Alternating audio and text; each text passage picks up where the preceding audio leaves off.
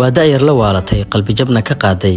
guur qasab ahaa oo lagu daraynin ka da'weyn 6 sano ka hor harsi iyo hurdaba midna ma jiro lugta ayay ka xiran tahay habeen iyo maalin dhulka ayay sidan u qaraacaysaa iyada oo dib u soo xasuusanayso xanuunka walwalka iyo naxdinta ay ka qaaday habeenkii koobaad ee nin ka da'weyn ayna xamili karin guriga loogu xiray waxay ku soo barbaartay miyi da'deeduna aad ayay u yar tahay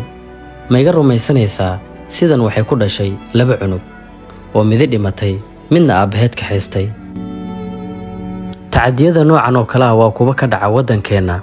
kuwaasi oo mugdi galiyay nolosha gabdho badan oo barbaar ahaa waana laga baaqsan karay waxaa liidata fahanka bulshada iyo wacyigelinta oo aan gaarin meelaha qaar gabdhuhuna waxay miciin badaan inay ilmeeyaan marka uu xaalku sida noqdo ninkii kolley 2 sano ka sokow ma arkay mana meel dheerna ma jiro inuu qabinaan u qabaa laakiin warqadeedii ima soo dhiibay gabdhaha yaryar inaan maaragtay aan yaraanta lagu bixinin oo sida aanay ugu dhaxday ay ku dhicin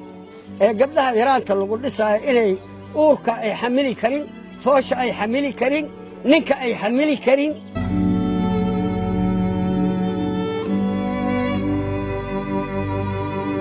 تعديga loo geysanaya haweenka Soomaaliyeed waa mid sii kordhaya sanadba sanadka ka dambayso